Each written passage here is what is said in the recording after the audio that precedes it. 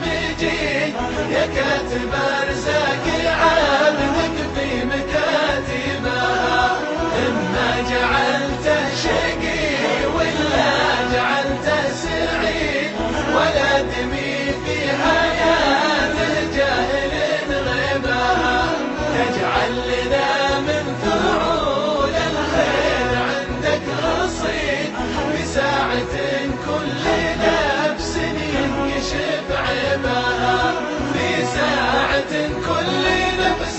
ينكشف عيبها. نتبعها والنفس ونجيها على ما تريد، ما ندري انها تخادعنا بلاعيبها، ونقول متع شبابك دام عمرك مديد، واليوم روس الشباب مبين شبابها، روس الشباب مبين شبابها. لا راح ذا اليوم جاء بعد نهار جديد، والناس بتموت ما تمت مطالبها، بتموت غايتها لا حشر جات بالوريد، وتعيش ما دامت الأقدام تمشي بها، وتعيش ما دامت الأقدام تمشي بها. يا كاتب ارزاق عبدك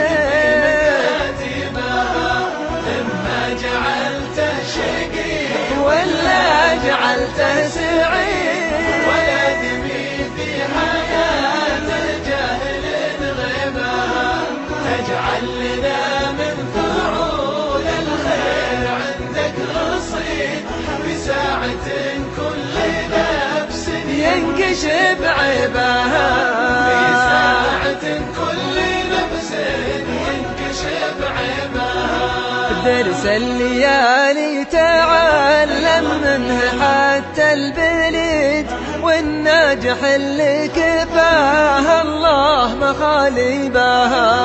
ما بين حظ ردي وبين راس عنيد، تعبت نفوس الرجال وخاب تطبيبها،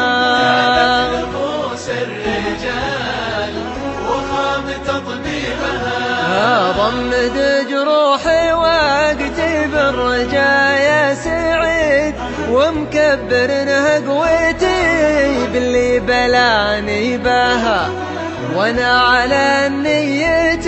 العليا وشعوري سديد، ومد يمناي لا مديت واطيبها، ومد يمناي لا مديت واطيبها.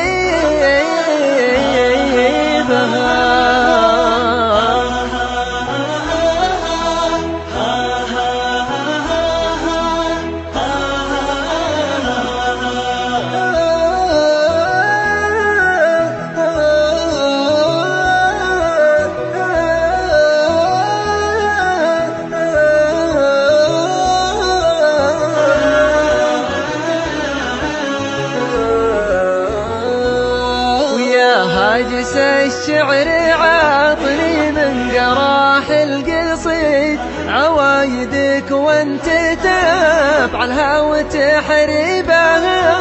لها قوة فيك لا زادت غروفي تزيد،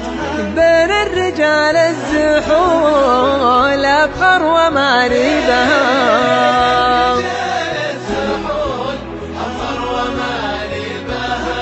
لله در النشيد اللي على اسمه نشيد، اللي بيوته تهاول كبت عاجبها، والشاهد من الكلام إن القصيدة الفريد سلعة ولا كل شاعر يقدر يجيبها، سلعة ولا كل شاعر يقدر